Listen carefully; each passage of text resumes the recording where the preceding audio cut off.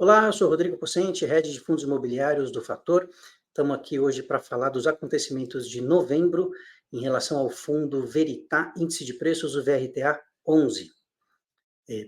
Para começar aqui, importante mencionar que ao longo de novembro a gente fez a venda de alguns CRIs, vendemos o CRI da Elbor no valor de 25 milhões, vendemos também o CRI da RNI, Rodobens Negócios Imobiliários, no valor de 15 milhões e meio, vendemos dois CRIs da MRV parcialmente, um deles 7,3 milhões e o outro MRV2 15,2 milhões. Essas vendas foram para fazer algumas movimentações na carteira, inclusive de compra de uma nova operação que aconteceu na primeira semana de dezembro. Então a gente tem aqui eventos subsequentes também para comentar. A gente fez uma aquisição ainda em novembro de 10 milhões do fundo RBRY, é um fundo que a gente gosta muito da gestão, a gente entende que é muito sinérgico e muito complementar aí a estratégia e a tese do Veritá.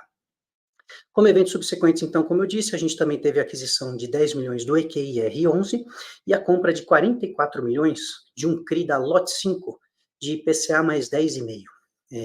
As vendas, então, que a gente fez foram efetivamente para poder fazer frente a essa compra, e tem mais um CRI que a gente, até o final desse mês próximo mês agora de dezembro, a gente deve fazer mais uma aquisição de mais um CRI que está no pipeline. Então, considerando os eventos subsequentes, as compras e vendas que foram feitas, a gente termina aí esse período, digamos, a primeira semana de dezembro, né, não só o fechamento de novembro, mas primeira semana de dezembro, terminamos aí com caixa aproximado de 30 milhões. Cabe ressaltar, atualmente a gente tem uma reserva de 45 centavos por cota, essa reserva é para fazer frente a obrigações futuras e também complementar os dividendos pagos no mês a mês, basicamente para a gente evitar a oscilação de pagamento de dividendo, dado aí uma possível oscilação da inflação. Passando aqui para o próximo slide, falando aí um pouquinho de performance, novamente um pouco por conta da inflação ainda em patamares baixos e pela nossa carteira ser majoritariamente em IPCA, a gente vem pagando aí um nível de dividendo por volta dos 70 centavos, então esses 70 centavos mais uma vez aí foram pagos isentos de imposto de renda para a pessoa física. Sobre a liquidez no secundário, a gente teve uma diminuição na liquidez do secundário, caímos ainda um patamar de 47, 50 milhões, 47 milhões, para um patamar de 33, 34 milhões em novembro. Basicamente, a diminuição da liquidez do que a gente tinha previamente como padrão, se dá pela cota ter se desvalorizado nesses últimos meses, né? Assim como a indústria toda, as cotas sofreram aí alguma desvalorização. A desvalorização dessa cota faz com que o cotista evite de fazer vendas, porque essa venda pode gerar prejuízo. Então, a gente acaba tendo menos cotistas querendo vender. Por outro lado, tem mais cotistas querendo comprar. Hoje faz sentido comprar pelo valor da cota e pelo rendimento que a gente consegue oferecer. A gente vai falar um pouquinho também sobre essa expectativa. E por conta disso, a gente acaba vendo uma diminuição aí da liquidez no secundário.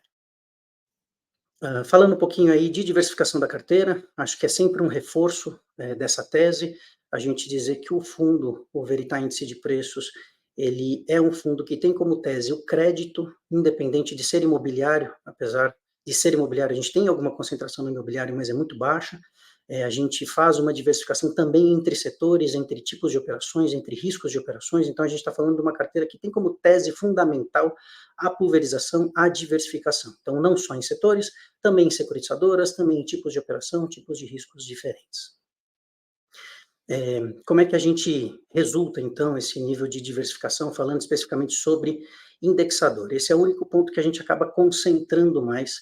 O nosso benchmark é IPCA mais 6, então a gente majoritariamente busca fazer uma alocação em IPCA.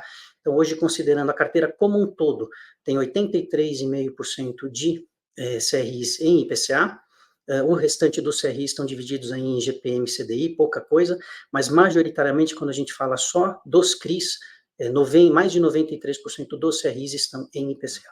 E aí falando da diversificação como um todo, considerando o fechamento de novembro, que a gente fechou com caixa elevado por conta do evento subsequente que eu comentei no comecinho de dezembro, a gente terminou aí com um pouco mais de 80% de alocação em CRIs e um caixa um pouquinho mais elevado que a gente acabou fazendo essas compras como evento subsequente que eu comentei. Mas foi só na virada do mês. Falando aí do carrego médio da carteira, hoje, para poder pagar esse IPCA mais 6, que a gente tem como benchmark, a gente acaba tendo um carrego médio, quando a gente fala de IPCA, já em taxa de aquisição, no volume aí próximo a IPCA mais 7, IPCA mais 6,98.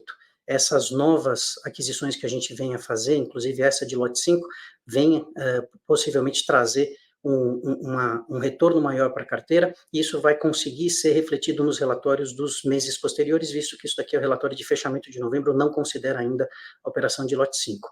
Operações de CDI são muito pequenas na carteira, estamos falando aí de 1,4%, dessas operações aí, nossa taxa média é de CDI mais 3, e as outras operações são menores ainda, não vale comentar, elas fazem aí uma pouca influência dentro do portfólio como um todo. Falando de prazo médio, estamos aí com prazo médio aí um pouco acima de 5 anos, é um prazo médio considerando que o fundo não tem resgate, não tem obrigações, a gente não precisa se desfazer de ativos, é um prazo médio muito confortável, a gente tem aí tranquilidade em ter esse nível de prazo médio na carteira. Falando de sensibilidade aqui do dividend yield, esse é um ponto importante. A cota ela tem variado aí entre 87, 88, 89 reais, e nesse patamar, falando aí, por exemplo, de patamar aí de 87 reais, a gente consegue ter um retorno de quase IPCA mais 9, né, IPCA mais 8,67. Então, é um retorno para o risco-retorno da carteira, esse nível de compra de cota passa a ser muito vantajoso. Então, é um momento interessante de entrada. Tem sido um momento interessante de entrada já há algum tempo, a gente vem comentando isso já faz algum tempo, com essa possível queda de taxa de juros, na verdade, essa manutenção da queda de taxa de juros, os fundos imobiliários tendem a ganhar um pouco mais de preço, então a gente entende que é um momento de entrada interessante pelo retorno que a gente tem na carteira do fundo potencial e também pelo preço que ele hoje atinge, e essa tabela de sensibilidade aqui mostra bem isso. Falando um pouco então de mercados e tendências, o mês de novembro foi marcado aí por algum certo otimismo no mercado. A gente viu aí nos mercados de fora, basicamente, Estados Unidos, o Banco Central americano sinalizou que não precisa continuar com o aumento das taxas de juros, então, obviamente, contanto que a desaceleração da inflação continue, tá? Já no mercado doméstico, falando de Brasil, o presidente do Banco Central considera apropriada aí a continuidade da redução de 0,5 ponto percentual da Selic nas próximas reuniões do Copom. Então, só corrobora aí um pouco mais a visão de que a queda de taxa de juros, o ciclo de queda de taxa de juros está consolidado e vai acontecer. E já está acontecendo. Falando um pouco mais aqui de inflação, ela continuou no campo positivo, mas ainda assim relativamente baixo, o que é bom. Então, a gente viu aí a divulgação do IPCA de outubro no patamar aí de 0,24 no mês, e obviamente que ele acaba influenciando nosso pagamento de dividendo, como eu comentei agora há pouco. Falando de uma maneira geral, o cenário ele demonstra uma inflação sendo acompanhada de perto.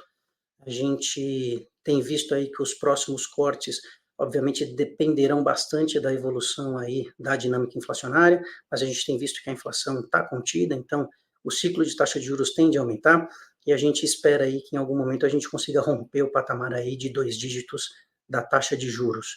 O que isso significa para a gente especificamente? Mais uma vez, comentei brevemente, mas só para deixar aqui mais uma vez considerado, taxa de juros baixa, a atratividade dos fundos imobiliários acaba sendo muito maior. A gente viu isso em alguns ciclos ao longo dos últimos anos, esse ciclo tende a ser igual, então a gente espera que com a queda de taxa de juros, principalmente quebrando o patamar de 2 dígitos, a gente tenha bastante interesse pelos fundos imobiliários e a gente veja mais um movimento aí de crescimento da indústria. Bom, por esse mês é isso. Se você gostou desse conteúdo, se inscreva no canal, ative o sininho e nos acompanhe nas redes sociais. Obrigado e até a próxima.